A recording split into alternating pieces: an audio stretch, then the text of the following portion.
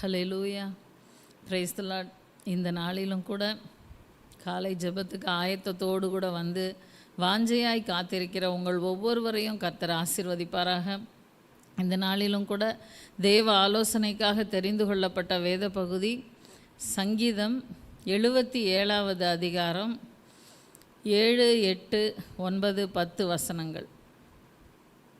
சங்கீதங்களின் புஸ்தகம் 77வது அதிகாரம் 7 ஆண்டவர் நித்திய காலமாய் தள்ளி விடுவாரோ, இனி ஒருபோதும் தயை செய்யாதிருப்பாரோ, அவருடைய கிருபை முற்றிலும் அற்று போயிற்றோ, வாக்குத்தத்தமானது தலைமுறை தலைமுறைக்கும் ஒழிந்து போயிற்றோ, தேவன் இரக்கஞ்செய்ய மறந்தாரோ, கோபத்தினாலே தமது உருக்கமான இரக்கங்களை அடைத்து கொண்டாரோ என்றேன். அப்பொழுது நான், இது என் பலவீனம், ஆனாலும் உன்னதமானவருடைய வலது கரத்திலுள்ள வருஷங்களை நினைவு கூறுவேன், கர்த்தருடைய செயல்களை நினைவு கூறுவேன், உம்முடைய பூர்வ காலத்து அதிசயங்களையே நினைவு கூறுவேன். ஹல்லேலூயா.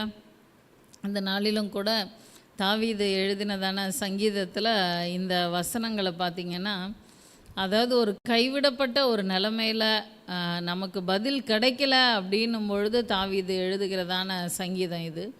ஆண்டவர் நித்திய காலமாய் தள்ளி விடுவாரோ, இனி ஒருபோதும் தயை செய்யாதிருப்பாரோ. அதாவது இப்போ தான் நமக்கு இப்படி சூழ்நிலை, இது மாறும் அப்படின்றது கூட இல்லாதபடி அந்த சூழ்நிலைகளுடைய அந்த கடுமையின் நிமித்தம் தாவீது சொல்லுகிற வார்த்தை, ஒருவேளை நித்திய காலமாக நம்மளை என்ன பண்ணிட்டாரு, ஆண்டவர் தள்ளி விட்டுட்டாரோ அப்படின்னு அவனுக்குள்ள ஒரு கேள்விக்குறி. அடுத்து, இனி ஒருபோதும் தயை செய்யாதிருப்பாரோ. நமக்கு அப்பப்போ நம்ம தேவைகளையெல்லாம் சந்திக்கிற தேவன், நமக்கு எத்தனையோ நேரங்களில் நம்ம இது நமக்கு சந்திக்கப்பட முடியாத காரியம் அப்படின்னு கூட சில நேரங்களில் நமக்கு தெரியும். ஆனாலும் அந்த காரியத்துக்காகவும் நம்ம தேவ சமூகத்தில் ஜெபிக்கும் பொழுது அவருடைய கிருபையினால், அவருடைய தயையினால் நமக்கு அற்புதங்களை செய்கிறத நம்ம பார்க்க முடியும். ஆனால் இந்த இடத்துல செய்யலை, தொடர்ந்து அந்த இடத்துல அப்படியே ஒரு இருளாகவே இருக்கிற மாதிரி இருக்குது, நமக்கு பதிலே கிடைக்கல அப்படின்ன உடனே தாவீது சொல்கிறது, இனி ஒருபோதும் தயை செய்யாதிருப்பாரோ. இவ்வளோ நாள் செஞ்சார் உண்மைதான், ஆனால் இனிமே ஒருபோதும் தயை செய்யாதிருப்பாரோ அப்படின்னு சொல்லிட்டு தாவீது வந்து அந்த இடத்துல ஒரு தடுமாறி அந்த புலம்புகிறதான ஒரு சங்கீதம் இது. அவருடைய கிருபை முற்றிலும் அற்று போயிற்றோ. கிருபையே நமக்கு இல்லையோ, ஆண்டவர்கிட்ட நம்ம ஆசீர்வாதம் வாங்கிறதுக்கு நம்ம யாருமே தகுதியானவர்கள் கிடையாது. அந்த பிஷப் தாமஸ் ஜெய்சன் ஐயா வந்து எப்பயுமே சொல்லுவாங்க, அவங்க வரும்போதெல்லாம் அவங்க எடுக்கும்போது, நான் உன்னை ஆசீர்வதிக்கிறதுக்கு உனக்கு என்ன தகுதி இருக்குது அப்படின்னு கேட்டால் நீங்கள் என்ன சொல்லுவீங்க அப்படின்ட்டு. அப்போ ஆளாளுக்கு ஒன்று சொல்லும் பொழுது, இது எதுவுமே ஆண்டவருடைய கணக்கில் இல்லை, ஆனால் நீங்கள் வந்து இன்னும் அதிகமாக தகுதிப்படணும் அப்படின்னு சொல்லிட்டு ஆண்டவர் நம்மக்கிட்ட ஒரு தகுதியை எதிர்பார்த்தாரு அப்படின்னா, நம்ம தகுதின்னு சொல்லப்படுகிற காரியம்லாம் தேவ சமூகத்தில் தேவனுக்கு முன்பாக அது அழுக்கும் கந்தையுமாக இருக்கிற மாதிரி தான். ஏன்னா ஒரு நாள் நம்ம கரெக்டாக ஜெபிப்போம், ஒரு வாரம் ஒரு எழுப்புதலாக இருக்கும், அடுத்த வாரம் நம்ம டவுன் ஆயிடுவோம், அப்புறம் திருப்பி உற்சாகம் வரும். இப்படியாக நம்முடைய காரியங்கள் எதுவுமே ஒரு நிலையாக நம்ம செய்கிறதே இல்லை. அவர் தகுதி பார்த்து தான் நம்மளை ஆசீர்வதிக்கணும் அப்படின்னா அந்த தகுதி எதுவுமே நம்மக்கிட்ட இல்லை. அவருடைய கிருபையினால் மாத்திரம்தான் நம்ம ஆசீர்வதிக்கிறார். ஆனால் இந்த இடத்துல நமக்கு பதில் கிடைக்கல அப்படின்ன உடனே தாவீது சொல்லுகிற ஒரு காரியம், அவருடைய கிருபை முற்றிலும் அற்று போயிற்றோ, இனிமேல் நமக்கு அந்த கிருபையே கிடைக்காதோ, அந்த அளவுக்கு அது இல்லாமல் போயிடுச்சோ அப்படின்னு அவர் நினைக்கிறாரு. அடுத்து, வாக்குத்தத்தமானது தலைமுறை தலைமுறைக்கும் ஒழிந்து போயிற்றோ. இப்போ தான் இந்த வாக்குத்தத்தம் நிறைவேறல அப்படின்னு கூட இல்லாதபடி அந்த சோர்வின் உச்சத்தில் அது தலைமுறை தலைமுறைக்கும் ஒழிந்து போயிற்றோ அப்படின்னு தாவீது சொல்கிறார். இனிமேல் இது நடக்கவே நடக்காது போல், என் தலைமுறையில் கூட இந்த வாக்குத்தத்தம் வந்து நிறைவேறாது போல் அப்படின்ட்டு. அடுத்து 9வது வசனம், தேவன் இரக்கஞ்செய்ய மறந்தாரோ, கோபத்தினாலே தமது உருக்கமான இரக்கங்களை அடைத்து கொண்டாரோ என்றேன். இரக்கம் செய்கிறதுக்கே இரக்கத்தின் தேவன் தான், ஆனால் நமக்கு இரக்கம் செய்யணும் அப்படின்றதே அவர் மறந்துட்டார் போல். தன்னுடைய கோபத்தினால அந்த உருக்கமான இரக்கங்களை எல்லாம் அவர் அடைத்து கொண்டார் போல் அப்படின்ட்டுலாம் அந்த பதில் கிடைக்கல, ஆண்டவருக்கும் நமக்கும் நம்ம கேட்குறதான அந்த காரியங்கள் நடக்கலை அப்படின்ன உடனே சங்கீதக்காரனாகிய தாவீது இந்த அளவுக்கு புலம்புறார். சங்கீதக்காரனாகிய தாவீது புலம்புறார் அப்படின்னு நம்ம சொல்லும் பொழுது, இது தாவீது மட்டும்தானா அப்படின்னு யோசித்து பார்த்தா இல்லை, நம்மளும் நிறைய நேரம் என்ன பண்ணுறோம், இப்படி தான் புலம்புவோம். ஒரு காரியம் தேவ சமூகத்தில் நம்ம கேட்குறது நமக்கு கைகூடி வரல, நடக்கலை அப்படின்ன உடனே தாவீது கூட நான் கொஞ்சம் நிதானமாக பேசியிருப்பாருன்னு நினைக்கிறேன். ஆனால் நம்ம சில நேரங்களில் புலம்புறது பார்த்தா அந்த அளவுக்கு புலம்புவோம். ஆனால் நம்ம புலம்பாத நல்லவங்க மாதிரி தாவீது இப்படி புலம்பியிருக்காரு அப்படின்னு சொல்லி இந்த காலை வேளையில் நம்ம தியானிச்சிட்ருக்கோம். நம்ம வாழ்க்கையில் கூட சில நேரங்களில் பதில் கிடைக்கல, நமக்கு நெருக்கமாக இருக்குது அப்படின்னும் பொழுது அந்த புலம்பலை நம்ம கொஞ்சம் தூக்கி தூர வச்சுட்டு ஆண்டவர் செய்வார் அப்படின்னு ஒரு விசுவாசத்தோடு கூட இன்றைக்கி நம்ம பாடின பாடலில் கூட குருவி பறவை வானம்பாடி கூட என்ன பண்ணுது, அது ஆண்டவர் செய்வார்னு நம்பிக்கையோடு தான் அது பறந்துக்கிட்டு இருக்குது. அது எதுவுமே ஒரு தடுமாற்றத்தோட ஐயோ இதுக்கு மேலே ஒரு வேளை இப்படி ஆயிடுச்சுன்னா அப்படி ஆயிடுச்சுன்னான்னு அந்த நினப்பே அதுக்கு இல்லை. ஆனால் மனுஷர்களாகிய நமக்கு ஆண்டவர் ஒரு பகுத்தறிவுன்னு ஒரு 6வது அறிவை கொடுத்ததுனாலையோ என்னமோ நம்முடைய சிந்தனைகள் பார்த்திங்கன்னா அதுக்கு ஒரு லிமிட்டே கிடையாது, எங்கே வேணாலும் அது போகும். ஒரு சின்ன ஒரு நெகட்டிவ் இன்சிடெண்ட் தான் நடந்த மாதிரி தெரியும், ஒன்றும் இல்லை, ஒரு வீட்டுக்கு வர்றதுக்கு லேட் ஆகிடுச்சி அப்படின்னா நம்முடைய சிந்தனைகள் பார்த்திங்கன்னா அது எப்பயுமே ஒரு நெகட்டிவாகவே தான் யோசிச்சுட்ருக்கோம். இப்படி ஆயிருக்குமோ அப்படி ஆயிருக்குமோன்னு கொஞ்சம் நேரத்தில் பயமே வந்துடும் நமக்கு. அந்த அளவுக்கு நம்முடைய சிந்தனைகள் பார்த்திங்கன்னா அப்படி அது போகக்கூடிய அளவில் இருக்குது. ஆனால் அந்த சிந்தனைகளையெல்லாம் அப்படி சிந்திக்காதபடி அதையெல்லாம் ஒருமுகப்படுத்தி ஆண்டவருடைய பாதத்தில் நம்ம அவரை துதிக்கிறதான துதியினால் நிரப்பப்படும் பொழுது நம்முடைய விண்ணப்பங்களை ஆண்டவர் கேட்கிற தேவனாக இருக்கிறார். 10வது வசனம் பாருங்கள். அப்பொழுது நான், இது என் பலவீனம், ஆனாலும் உன்னதமானவருடைய வலது கரத்திலுள்ள வருஷங்களை நினைவு கூறுவேன், கர்த்தருடைய செயல்களை நினைவு கூறுவேன், உம்முடைய பூர்வகாலத்து அதிசயங்களையே நினைவு கூறுவேன். அதாவது இதை புலம்பி முடிக்கிறதுக்குள்ளேயே டக்குன்னு அலர்ட் ஆகிட்டு இது என்னுடைய பலவீனம், நான் உன்னதமானவருடைய வலது கரத்தில் இருக்கிற அந்த வருஷங்களை நான் நினைவு கூறுவேன், எவ்வளோ என்னை ஆண்டவர் தன்னுடைய வலது கரத்தினால் தாங்கி நடத்தியிருக்காரு, அந்த கர்த்தருடைய செய்கைகளை நான் நினைவு கூறுவேன் அப்படின்னு சொல்லிட்டு பூர்வ காலத்து அதிசயங்களையே நினைவு கூறுவேன் அப்படின்னு சொல்கிறார். அதாவது நம்ம வாழ்க்கையில் இதுவரைக்கும் நமக்கு ஆண்டவர் செஞ்ச நன்மைகளுக்கு நம்ம நன்றி பலி செலுத்தியிருக்கோமா, நம்ம அதுக்கு எண்ணி எண்ணி துதிக்கிறோமா அப்படின்னா இல்லவே இல்லை. வாங்கினோமா அந்த நேரம் ஏதோ கொஞ்சம் நன்றி சொல்லுவோம், அதோடு அதை விட்டுறது தான். ஆனால் நம்ம இந்த வருஷ கடைசியில் வந்திருக்கிறோம், ஆண்டவருடைய சமூகத்தில் கொஞ்சம் அமர்ந்து நேரம் ஒதுக்கி நம்ம உபவாசித்து ஜெபித்து இந்த வருஷம் அட்லீஸ்ட் இந்த வருஷமாவது நம்ம கணக்கு பண்ணி ஆரம்பத்திலேருந்து ஆண்டவர் நம்மளை எப்படிலாம் நடத்தினார், ஒரு இடத்துலையும் ஆண்டவர் நம்மளை கைவிடாதபடி எத்தனையோ பலவீனங்கள் வந்தது உண்டு. ஒவ்வொருவருடைய வாழ்க்கையிலும் அந்த பலவீனங்கள் வரும் பொழுது அது மலை போல தெரியும், இது இப்படி ஆயிருமோ அப்படி ஆயிருமோன்ட்டு. பத்தாததுக்கு நமக்கு தெரிஞ்சவங்கெல்லாம் இது இப்படி தான் இருக்கும் அப்படி தான் இருக்கும்னு அவங்க ஒரு கெஸ்ஸில் சொல்லும்போது இன்னும் நமக்கு பயம் உண்டாகும், இது இப்படி தான் ஆகிடும் போல் அப்படின்ட்டு. ஆனால் அது எதுவுமே நம்மளை மூழ்கடிக்காதபடி தேவன் நம்மை தப்புவித்து இம்மட்டுமாய் கொண்டு வந்திருக்கிறார். அப்போ அந்த தேவனுடைய அந்த செயல்களை அந்த அதிசயங்களை நம்ம என்ன பண்ணணும், நினைவு கூறணும். நினைவு கூர்ந்து துதிக்கும் பொழுது கண்டிப்பாக தேவன் அதில் மகிழ்ந்து நமக்கு இருக்கிற அந்த நெருக்கங்களை மாற்றக்கூடிய தேவனாக இருக்கிறார். 19வது வசனத்தை பார்ப்போம். உமது வழி கடலிலும் உமது பாதைகள் திரண்ட தண்ணீர்களிலும் இருந்தது, உமது காலடிகள் தெரியப்படாமற் போயிற்று. உமது வழி கடலிலும், அதாவது கடல் செங்கடல் அடைத்து நின்ற போதிலும் கூட இதுக்கு மேலே முன்னேறவே முடியாது அப்படின்னு அந்த ஒரு சூழ்நிலையில் இதுக்கு மேலே வழியே இல்லைன்னு நினைக்கும்போது அந்த கடலுக்குள்ளே ஆண்டவர் தேவ ஜனங்களுக்காக வழியை திறந்தார். அடுத்து அந்த திரண்ட தண்ணீர்கள் பிரவாகித்து வருகிறதான அந்த தண்ணீரை ஆண்டவர் நிறுத்தி இதுக்கு மேலே இந்த பிள்ளைங்களை தொடக்கூடாது, இந்த பிள்ளைங்க முன்னேறி போகட்டும்னு சொல்லி அவங்களுக்காக ஆண்டவர் அந்த இடத்துல பாதையை திறந்தார். உமது காலடிகள் தெரியப்படாமற் போயிற்று அப்படின்னு சொல்லப்பட்டிருக்கு. அதாவது ஆண்டவர் நம்மளை தூக்கி சுமக்கும் பொழுது நமக்கு அது நிறைய நேரம் தெரியவே தெரியாது. நம்ம தான் நம்ம திறமையில் ரொம்ப பெருசாக சாதிச்சுக்கிட்டு இருக்கோன்னு நம்ம நினைப்போம். கடைசியில் ஆண்டவருடைய காலடிகளை நம்ம கவனிக்கிறதே கிடையாது. ஆனால் அந்த இடத்துல இருக்கிற காலடிகள் என்னுடைய காலடிகள் என்று ஒரு பக்தனுக்கு ஆண்டவர் சொன்ன மாதிரி, நம்மளை நிறைய நேரங்களில் நம்ம முடியாது, இதுக்கு மேலே நம்ம மூழ்கி போயிடுவோன்னு நினைக்கிற நேரங்கள்லாம் ஆண்டவர் தூக்கி தன்னுடைய தோளின் மேல் வைத்து சுமந்து கொண்டு போகிற தேவனாய் இருக்கிறார். இந்த வசனங்களை தியானிக்கும் பொழுது, அதாவது முதல்ல நம்ம பார்த்தோம், ஆண்டவர் நித்திய காலமாய் தள்ளி விடுவாரோ அப்படின்னு சொல்லிட்டு. அதாவது இந்த சந்ததி, மோவாபிய சந்ததி தேவனுடைய ஆலயத்துக்குள்ளே வரக்கூடாது அப்படின்னே ஆண்டவர் ஒரு சாபத்தை போட்டிருக்காரு. அந்த அளவுக்கு அந்த மோவாபிய சந்ததி ஒரு அருவருப்பான காரியத்தை செய்தது நிமித்தம் ஆண்டவர் வெறுத்தார். அவங்களுக்கு ஒரு சாபத்தையும் ஆண்டவர் கொடுத்தார். ஆனால் அந்த மோவாபிய சந்ததியிலிருந்து, அந்த கானானிய சந்ததியிலிருந்து ஒரு ஸ்திரீ ஆண்டவருடைய சமூகத்தில் ஒரு அற்புதத்துக்காக அவள் கெஞ்சி நிற்கும் பொழுது, மத்தேயு 15வது அதிகாரம் எடுத்துக்கொள்ளுவோம். மத்தேயு 15வது அதிகாரத்தில் 22வது வசனம் பாருங்கள்.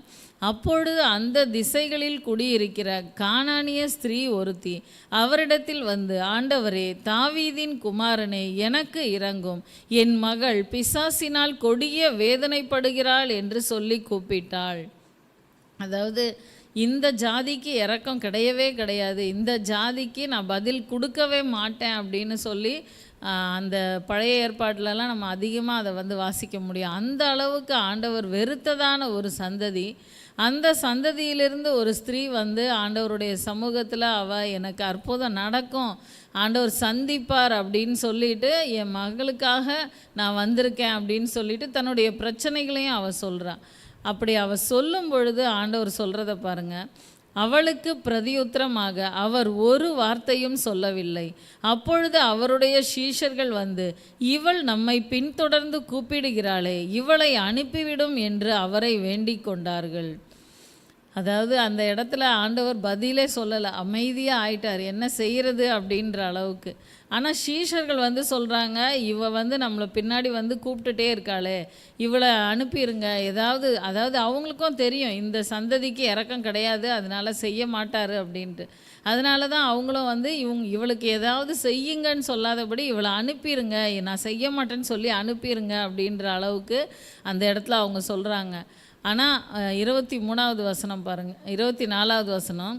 அதற்கு அவர், காணாமற் போன ஆடுகளாகிய இஸ்ரவேல் வீட்டாரிடத்திற்கு அனுப்பப்பட்டேனே என்று மற்றபடி அல்ல என்றார். அவள் ஆண்டவரே, எனக்கு உதவி செய்யும் என்று அவரை பணிந்து கொண்டாள். அவர் அவளை நோக்கி, பிள்ளைகளின் அப்பத்தை எடுத்து நாய்க்குட்டிகளுக்கு போடுகிறது நல்லதல்ல என்றார். அதாவது நான் வந்ததே இஸ்ரவேல் வீட்டாருக்காக தான், அவங்கள நான் மீட்டு கொள்ளணும்னு தான் வந்தேன் அப்படின்னு சொல்லிட்டு ஆண்டவர் அந்த இடத்துல சொல்லும் பொழுது, அவள் அப்பயும் ஆண்டவரை விடாமல் ஆண்டவரை பணிந்து கொள்கிறா. அப்படி பணிந்து கொள்ளும்போது கூட ஆண்டவர் சொல்கிறாரு, பிள்ளைகளின் அப்பத்தை எடுத்து நாய்க்குட்டிகளுக்கு போடுகிறது நல்லதல்ல அப்படின்னு சொல்கிறார். அந்த நேரத்தில் அந்த ஸ்திரீ கோவப்படாதபடி, எந்த விதத்திலும் எனக்கு இதுக்கு பதிலே வேண்டாம் அப்படின்னு அவரை விட்டு விலகி போகாதபடி தொடர்ந்து அவள் தன்னை தாழ்த்துறதை நம்ம பார்க்க முடியுது. அதற்கு அவள், மெய்தான் ஆண்டவரே, ஆகிலும் நாய்க்குட்டிகள் தங்கள் எஜமான்களின் மேஜையிலிருந்து விழும் துணிக்கைகளை தின்னுமே என்றாள். இயேசு அவளுக்கு பிரதியுத்தரமாக, ஸ்திரீயே, உன் விசுவாசம் பெரிது, நீ விரும்புகிறபடி உனக்கு ஆகக்கடவது என்றார். அந்நேரமே அவள் மகள் ஆரோக்கியமானாள். அதாவது நமக்கு இரக்கமே கிடைக்காது அப்படின்னு தள்ளப்பட்ட ஒரு சந்ததியிலிருந்து அவள் வந்தாலும் தேவ சமூகத்தில் தேவன்கிட்ட தொடர்ந்து அவள் போராடி கேட்கும் பொழுது, ஆண்டவர் நாயின்னு சொன்ன போதிலும் கூட நாய்க்குட்டிகளுக்கு போடுகிறது நல்லதல்லன்னும் போது, அது மேஜையிலிருந்து விழுற துணிக்கைகளை அது தின்னலாமே அப்படின்னு சொல்லி அவள் கேட்கும்போது ஆண்டவர் அவளுக்கு அற்புதம் செய்கிறார். அதாவது அப்படி ஒரு தள்ளப்பட்ட சந்ததியாக நம்ம இருக்கிறோமா அப்படின்னா கிடையவே கிடையாது. ஆண்டவர் நம்மை சேர்த்து கொள்ளுகிற தேவனாக இருக்கிறார். நம்ம எப்போ ஆண்டவர் சமூகத்தில் வந்தாலும் நம்மை அணைத்து கொள்ளுகிற தேவனாக இருக்கிறார். அதனால் ஆண்டவர் நித்திய காலமாய் தள்ளி விடுவாரோ அப்படின்னு சொல்லி சங்கீதக்காரன் போல நம்ம புலம்பல் பாடாதபடி நம்முடைய தேவைகளிலெல்லாம் தேவனையே நோக்கி பார்க்கணும். ஒரு சின்ன சம்பவத்தை சொல்லி நான் நிறைவு செய்கிறேன். ஜாஃப்ரி அப்படின்ற ஒரு மனுஷன், இது வெளிநாட்டில் நடந்த ஒரு உண்மை சம்பவம் தான். அவர் வந்து வாடகை கொடுக்க முடியாமல் கஷ்டப்படுறாரு. தினந்தோறும் வந்து அந்த ஒரு பண கஷ்டத்தின் நிமித்தம், அவருக்கு எதிர்பாராத ஒரு ஏற்பட்ட நஷ்டத்தின் நிமித்தம் இப்படி ஆயிடுச்சு. அப்போ தொடர்ந்து அந்த வீட்டு ஓனர் வந்து, உன்னை நான் வெளியே அனுப்பிடுவேன், வெளியே துரத்திடுவேன், உன்னோட பொருளெல்லாம் தூக்கி வெளியே வச்சிருவேன் அப்படின்லாம் மிரட்டும் பொழுது அவருக்கு என்ன பண்ணுறதுனே தெரியல. இப்படி ஒரு நெருக்கடியான நிலைமையில் அவர் போய்கிட்டு இருக்காரு. அப்படி போயிட்டுருக்கும்போது பார்த்திங்கன்னா, ஒரு நாள் கடைசியாக அவர் எச்சரிச்சுட்டு போகிறாரு. பனிப்பொழிவு அதிகமாக இருக்குது, வெளியே ஃபுல்லாக பனி உறைகிற அளவுக்கு இருக்குது. இந்த இடத்துல இந்த வேளையில் நான் வந்து நாளைக்கு பிரச்சனை பண்ணி உன்னோட பொருட்களை எல்லாம் வெளியே வச்சுருவேன், உன்னோட பிள்ளைகளையெல்லாம் நான் பனியில் தள்ளி விட்டுட்டு வீட்டை பூட்டிகிட்டு போயிடுவேன் அப்படின்னு சொல்லி அவர் சொல்லிட்டு போகிறார். இப்படிப்பட்ட இந்த வார்த்தைகளை கேட்டுட்டு ரொம்ப வேதனையோடு கூட அவங்க அந்த சாயந்தரம் வேளையில் தேவ சமூகத்தில் ஜெபிக்க ஆரம்பிக்கிறாங்க.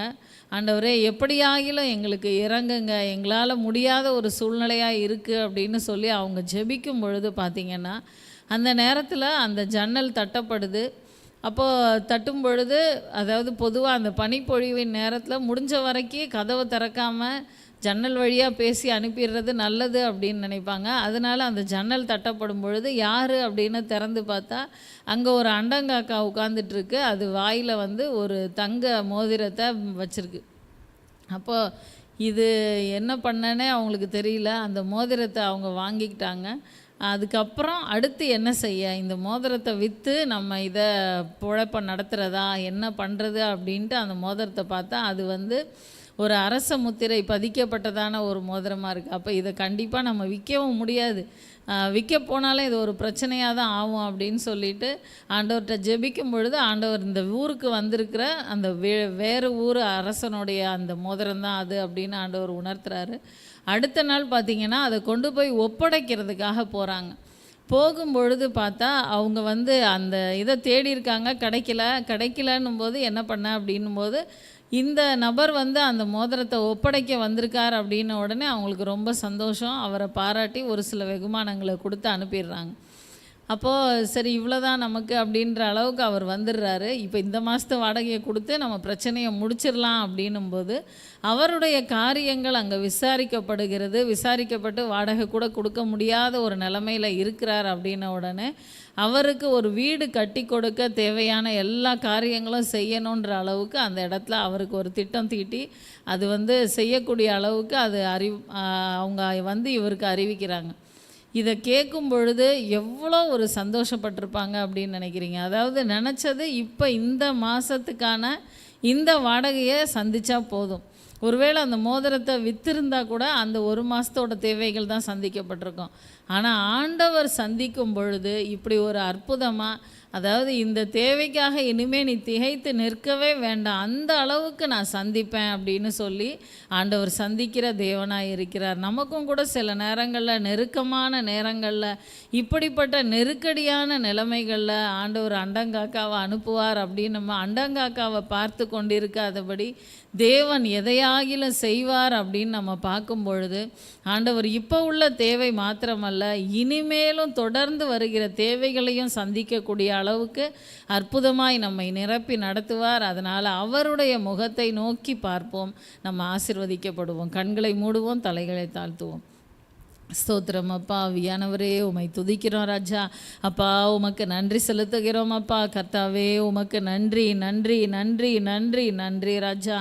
ஆண்டவர் நித்திய காலமாய் தள்ளி விடுவாரோ, இனி ஒருபோதும் தயை செய்யாதிருப்பாரோ, அவருடைய கிருபை முற்றிலும் அற்று போயிற்றோ, வாக்குத்தத்தமானது தலைமுறை தலைமுறைக்கும் ஒழிந்து போயிற்றோ, தேவன் இரக்கம் செய்ய மறந்தாரோ, கோபத்தினாலே தமது உருக்கமான இரக்கங்களை அடைத்து கொண்டாரோ என்று சொல்லி அப்பா, சங்கீதக்காரன் எவ்வளவோ நெருக்கத்திலே அப்பா அந்த இடத்திலே புலம்பின பொழுது கூட தேவன் உடனடியாக அப்பா அவனுடைய அந்த மன நிலைமையை நீங்கள் மாற்றினீங்களேப்பா. உடனடியாக இது என் பலவீனம் என்று சொல்லி அறிக்கையிட்டு அவருடைய உன்னதமானவருடைய வலது கரத்தில் உள்ள வருஷங்களை நினைவு கூறுவேன், கர்த்தருடைய செயல்களை நினைவு கூறுவேன், பூர்வ காலத்து அதிசயங்களையே நினைவு கூறுவேன் என்று உம்மை துதித்தது போல அப்பா அப்பா நாங்களும் எத்தனையோ நேரங்களிலே சோர்ந்து போய் மன மடிவாய் இருக்கிற நிலைமைகளிலே கூட தேவன் எங்களை சந்திங்க ராஜா, எங்களை உயிர்ப்பீங்கப்பா. அப்பா உம்முடைய உயிர்த்தெழுதலின் வல்லமையின்படியாக எங்களுக்குள்ளாக இருக்கிற அந்த முறிந்த ஆவியை தேவன் உயிரடைய பண்ணுங்கப்பா. அப்பா நாங்கள் இன்னும் அதிகமாய் உற்சாகப்பட்ட தேவனுக்காக இன்னும் புது பலத்தோடு கூட ஓடத்தக்கதாக தேவன் எங்களுக்கு கிருபை கொடுங்கப்பா. அப்பா இந்த வேளையில் என்னென்ன நெருக்கங்களிலே தேவ பிள்ளைகள் இருக்கிறார்களோ எங்களுக்கு தெரியாது ராஜா. தேவையில்லாத மனிதர்கள் யாருமே கிடையாதுப்பா. கஷ்டப்பட்டவங்களுக்கு 10 ரூபாய் பிரச்சனைனா வசதியானவங்களுக்கு லட்சக்கணக்கில் பிரச்சனை. மொத்தத்துக்கு ஏதோ ஒரு விதத்தில் ஏதோ ஒரு தேவைகள் ஒவ்வொரு தேவ பிள்ளைகளுக்கும் உண்டு. அப்பா தேவ பிள்ளைகளை தேவன் கண்ணோக்கி பாருங்கப்பா. அவர்கள் ஜெபித்து கொண்டிருக்கிற அந்த தேவைகளிலே தேவன் அற்புதத்தை விளங்க பண்ண வேண்டுமாறு ஒப்பு கொடுக்கிறோம் அப்பா. அப்பா நீர் அற்புதங்களின் தேவன், அதிசயங்களின் தேவன் என்பதை அப்பா நீங்க வெளிப்படுத்துங்க ராஜா. என் நாமத்தை நீ கேட்பானேன் அது அதிசயம் என்று சொன்னீங்களே, உம்முடைய அதிசயங்கள் விளங்கட்டும் அப்பா. கர்த்தாவே உமக்கு சோத்திரம் சோத்திரம் சோத்திரம் சோத்திரம் சோத்திரம் அப்பா. தேவன் அப்படியாக உம்முடைய பிள்ளைகளுடைய தேவைகளை எல்லாம் சந்தித்து நடத்த போகிற தயவுக்காக உமக்கு நன்றி செலுத்துகிறோம் அப்பா. நீங்க பொறுப்பெடுத்து கொள்ளுங்க, வழி நடத்துங்க. இயேசுவின் மூலம் பிதாவே, ஆமென். என் ஆத்துமாவே கர்த்தரை ஸ்தோத்திரி, என் முழு உள்ளமே அவருடைய பரிசுத்த நாமத்தை ஸ்தோத்திரி. என் ஆத்துமாவே கர்த்தரை ஸ்தோத்திரி, கர்த்தர் செய்த சகல உபகாரங்களையும் மறவாதே. ஆமென் ஆமென். தேவன் உங்களை ஆசீர்வதிப்பார். ஒவ்வொருவரும் வேத வசனத்தை வாசித்து விட்டு கடந்து செல்லுங்கள்.